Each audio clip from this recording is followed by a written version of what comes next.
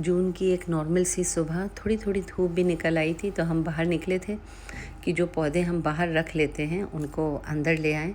ये हम पान का पत्ता नर्सरी से कल ख़रीद के लाए थे, इसके साथ एक गमला भी लेकर आए हैं। बहुत दिनों से ख्वाहिश थी हमारी कि घर में हम पान की बेल लगाएं, तो इस गमले में रख दिया है हमने। शाम को इसको लगाएंगे और देखिए कितना अच्छा मौसम साथ साथ होता जा रहा है। लग रहा है जैसे कहीं बारिश हुई है, तो यहाँ उसका थोड़ा सा असर दिख रहा है। हवा बड़ी ठंडी हो गई एकदम से। और इधर कई दिन से हमने कुछ पौधे बाहर रखे हुए थे अपने, जो हम कमरों के अंदर रखते हैं।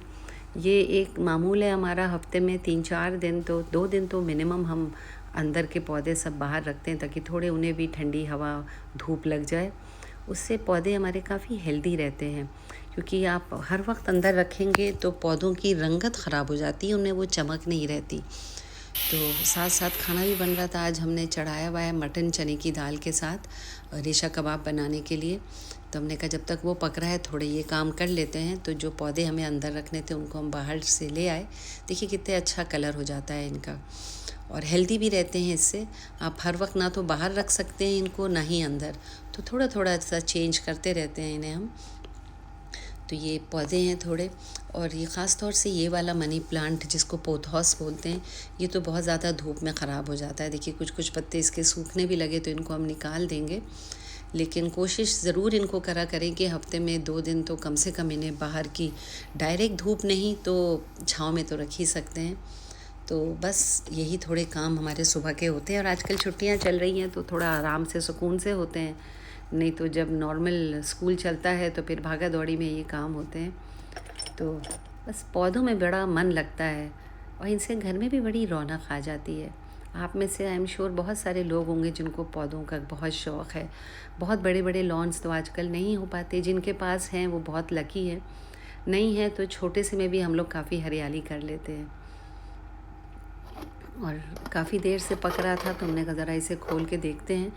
ये देखिए चने की दाल, गोश्त, इसमें सारे खड़े गरम मसाले, अदरक, लहसुन, प्याज के साथ हमने इसको उबाल दिया था। इसमें थोड़ा सा पानी हम लोग ज़्यादा डालते हैं ताकि गोश्त आराम से गल जाए। ख़ीमा नहीं है इसमें, बोटियाँ हैं, रूखी बोटियाँ हैं बिल्कुल। तो रेशे कबाब के लिए ये आप रूखी बोटियाँ लें तो बहुत अच्छा बनते हैं। और हमने जब से ये बनाने शुरू किए ना, तो हमारे यहाँ नॉर्मल पीस के तो शामी कबाब बनने ही बिल्कुल बंद हो गए। तो ये सब मिला के करीब हमने 40-45 मिनट, एक दो जब सीटियां हो गई थी तो फिर स्लो पे 40-45 मिनट इसको हम चढ़ाए रहे।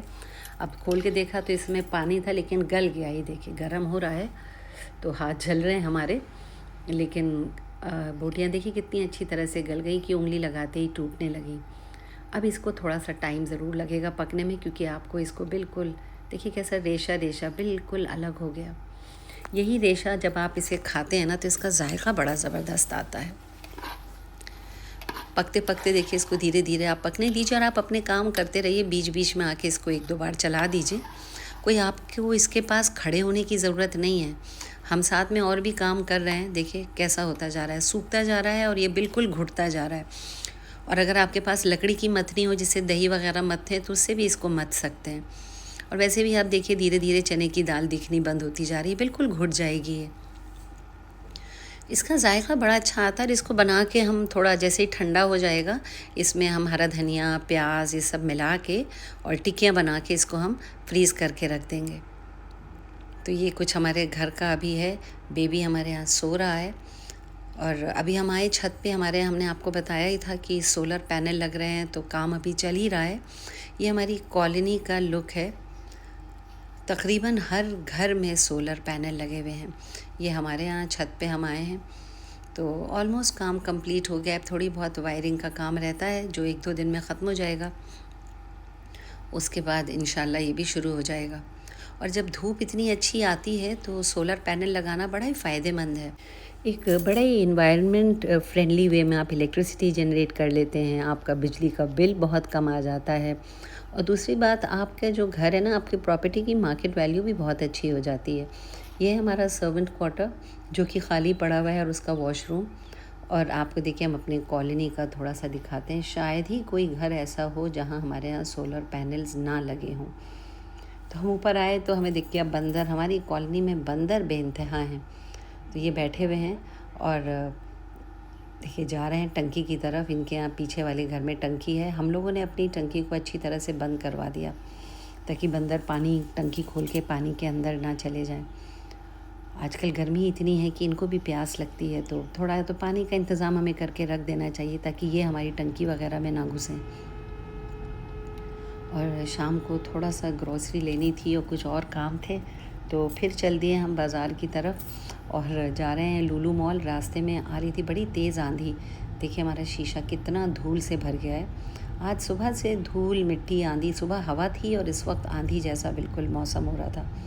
तो एक बार को तो लगा कि चलो घर वापस चलते हैं, लेकिन फिर ये हुआ कि चलो निकल चले हैं, तो जो काम करने हैं ख़त्म कर लें। बार बार निकलना भी नहीं हो पाता है गर्मियों में, तो दिल ही नहीं करता कहीं जाने का। ये लखनऊ का शहीद पथ का इलाका है जो हमारे सारे malls, Lulu mall, Ekana stadium, Palassio mall की तरफ जाता है। और इस रास्ते में इतने फूड ट्रक्स खुल गए हैं, इतने हर जगह जगह आपको फूड ट्रक्स दिखेंगे।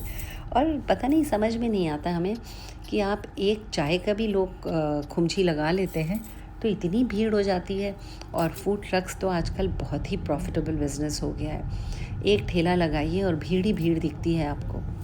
बट इसकी वजह से कभी कभी ये लोग रूल्स को बिल्कुल नज़रअंदाज करके सड़क पे लगा लेते हैं, तो ट्रैफिक में बड़ी किल्लत आ जाती है। रास्ते लोग गाड़ियाँ रोक रोक के, स्कूटर रोक रोक के खाने खड़े हो जाते हैं, तो उससे बिला वजह का जैम लग जाता है। तो हम पहुंच गए हैं लुलु मॉल। बहुत ज़्यादा दूर नहीं है हमारे एरिया से, मुश्किल से 20 से 25 मिनट लगते हैं। 25 मिनट भी तब लगते हैं जब भीड़ मिले, नहीं तो आप आराम से, शहीद पथ तो वैसे खुला हुआ है। तो हम लोग आ गए थे, गाड़ी पार्क करी और बस निकल गए। जब से लखनऊ में लुलु मॉल खुला है ना, मुझे लगता है लखनऊ की आधी जनता यहीं दिखती है। और इतना ऑर्गेनाइज्ड सिस्टमैटिक इनका मॉल है। और ख़ैर हम लोग तो ज़्यादातर यहाँ के हाइपर मार्केट में आते हैं जो कि बहुत बड़ा ग्रोसरी स्टोर भी है और हर तरह की चीज़ें। आज थोड़ा सा हमें मैरिनेटेड चिकन और मटन का सामान लेना था जो स्नैक्स के तौर पे बड़ा अच्छा मिल जाता है, तो ये था। और थोड़े फ्रूट्स वगैरह लेने थे। जनरली आपको यहाँ बड़े अच्छे फ्रूट्स मिल जाते हैं, वो भी एक्जॉटिक फ्रूट्स जो आपको बाज़ारों में नहीं मिल पाते हैं। बस यही थोड़ी चीज़ें लेनी थी हमें, बस ये लेके फिर हम यहाँ से निकल आए घर। और हम देखिए कबाब रख गए थे फ्रीज़र में बना के। अमूमन हम लोग बाहर खाना कम ही खाते हैं, तो ये हम रखे गए थे। देखिए 2-2.5 घंटे में अच्छे से फ्रीज़ हो गए, तो इसमें से हमने थोड़े कबाब निकाले और इनको तल के हम आपको दिखाते हैं। लेकिन इससे पहले इनको हम माइक्रोवेव में डाल लेंगे अराउंड 25 to 30 सेकेंड्स, और ये बहुत जल्दी सॉफ्ट हो जाते हैं। तो अभी बस एक तरफ तेल गरम करा हमने और दूसरी तरफ कबाब माइक्रोवेव में डाल दिए, और ये इतनी जल्दी बन जाते हैं ना। देखिए माइक्रोवेव से निकल के आए बिल्कुल सॉफ्ट ताज़े। इन कबाबों की ख़ास बात ये होती है कि तलने के बाद इस कदर ज़बरदस्त कुरकुरे और खस्ता बनते हैं ऊपर से और अंदर से उतने ही मुलायम। जब आप खाएंगे तो आपको ख़ुद ही जायका पता चलेगा, तो इसको एक बार ज़रूर ट्राई करिएगा। इनको रेशा कबाब भी कहते हैं क्योंकि मटन का रेशा रेशा आपके मुँह में आता है। इसकी रेसिपी हम पहले भी डाल चुके हैं, अभी हम आपको जल्दी से ही बता देते हैं। हमने करीब 1 किलो बोटी ली थी, बिल्कुल रूखी, चिकनाई इसमें नहीं ली हमने। और इसमें 2 से 250 ग्राम आप चने की दाल डाल सकते हैं। और हमने 2 बड़ी प्याज ली, 1 पोटी हमने लहसुन लिया, करीब 1.5 से 2 इंच का टुकड़ा हमने अदरक का लिया, सारे खड़े गरम मसाले डाल के इनको हमने पका लिया 2 से 3 सीटी तेज़ पे। उसके बाद धीमी आंच पे पकने दीजिए ताकि बोटियाँ गल जाएं। उसके बाद तो आपने प्रोसीजर देखा ही है।